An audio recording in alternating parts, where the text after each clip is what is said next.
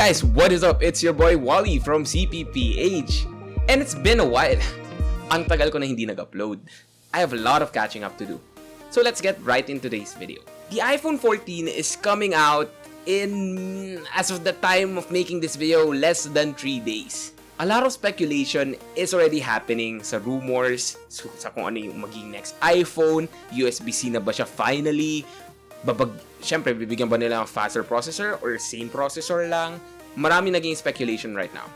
This is just a video before the release, so medyo may speculation siya, but we're really gonna be looking at the iPhone 13 here. And this is my review of the iPhone 13 as well na rin. A 1 year in review. Because basically, it's already the birthday of the iPhone 13. Now, this is the latest iPhone that is currently being shipped out by Apple. I bought the 128GB white or Starlight model. It has glass and everything, every shiny thing that a new Apple product has. And if you've known me or you've been watching for the channel, for the longest time, I've been using the iPhone 6s. Which was, my main phone for the past 4 years or 5 years pala before I switched to the 13. Now, I got this 13 out of the deal from Globe mismo because I was looking to buy a second-hand iPhone 12. But apparently, upon calculation, mas panalo if I just get the plan for the iPhone 13 na brand new na 128GB. I didn't opt in for the Pro because, that's a big debate for me pagdating dito sa iPhone 13 series. I really didn't need the telephoto third lens. Now, a lot of people will say na, oh, if photographer ka, Wally, videographer ka, bakit hindi mo kinuha yung Pro series? Ba't hindi ka nag-Pro Max or whatever? First of all, I really don't like yung super big form factor ng Max. I mean, it's great. The battery is really great. It has a bigger screen. And for sure, it's a phablet experience talaga.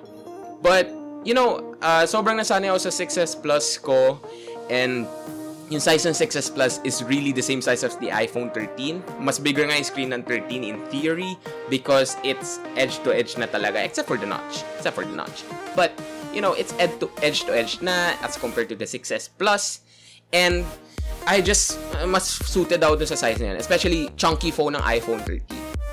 Now, I got the 128GB storage because I'm not really wala naman talaga pera to buy a bigger storage, but the iPhone 13 can go up to 512GB storage. If you want to get the 1TB and above, you get the Pro series. So, yeah.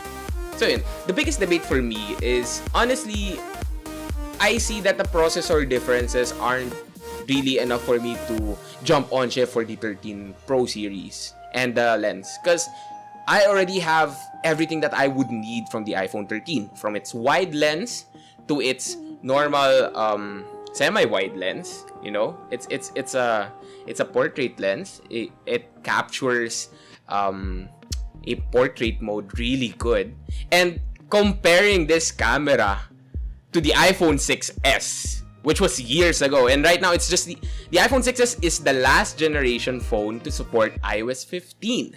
So, to think about it, the iPhone 6s really holds up with its 2GB of RAM and very powerful processing chip compared to the iPhone 13. The iPhone 13 really does things smoothly, blazingly fast.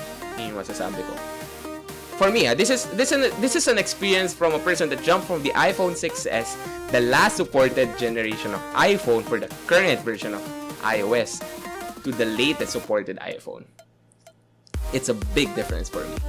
But in hindsight, or in reality, if we look at it naman talaga, you won't really notice a big difference in terms of day-to-day unless you stay on your phone. Unless you stay on your phone all day. And ironically, I was trying to get rid of my somewhat phone addiction with the 6S Plus, but that was combated because of the iPhone 13's battery life. The iPhone 13 has a not full day, mga 12 hours. I would say 10 to 12 hours on a good day that I don't use data. I only use it on Wi-Fi, especially being at home or like doing social media. That's it.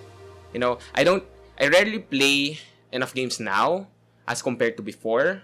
Battery life is really good in terms of productivity, tasks, social media, texting, and, you know, running my buy and sell business. But when it comes to the data and taking video on the iPhone itself, battery really lacks on that end for me.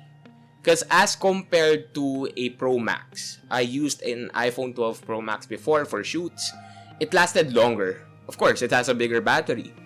But, yun yung biggest drawback lang for me. This iPhone 13 cameras really good optics, really sharp optics, and the cinematic mode is super, super cool. But, you know, mas mabilis din maubos yung battery. Mga less than 2 hours continuous shoot. Madadrain talaga yung battery. You need to bring a backup power. The good thing is, this iPhone now supports the MagSafe charging options. It's you know, it's wireless, it's magnetic. You know, MagSafe is a totally different experience, especially pag galing ka sa older phones talaga. So, you know, that's one of the few quirks na masasabi mo, wow, this is the latest generation. The question now is, should you wait for the iPhone 14 to come out first, then buy the 13? Yung nagtitipid na side ko, I would always go for it na parang, yeah, you should wait. Just wait for the 14 to come out kasi for sure, the iPhone 13's prices will go down sa presyo ngayon ng iPhone 12. Then the iPhone 12 will be phased out and the iPhone 13 will be swapped in. Ganyan yung mangyayari. The question is, are you willing to wait the 3 to 4 months for the iPhone 14 to come here? Especially in the Philippines. Usually 2, 3, 4 months bago dumating ang latest generation. Even though na-announce na siya, sabihin announced siya September, usually dating pa niya is November to December. If you're willing to wait that, yes, go ahead, wait for it. Kasi mas magiging sulit lang yung purchase mo.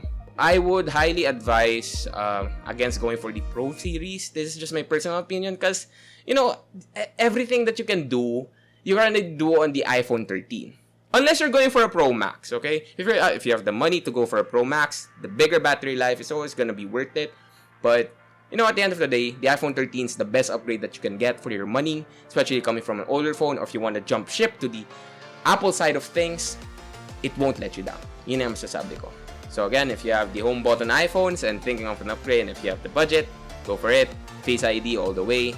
Especially yung mga features ngayon, may face mask. Unlock, like, dude, you can unlock your phone with face mask. Only supported for iPhone 12 and above though.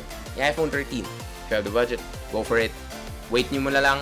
Pag lumabas yung iPhone 14, this is gonna be one of the pinakasulit na bilhin nyo this 2022. I promise you that. And with that, I would like to say thank you for watching. Thank you for subscribing. And don't forget to comment your thoughts down below about this video. And hopefully I'll see you in the next one. Bye guys.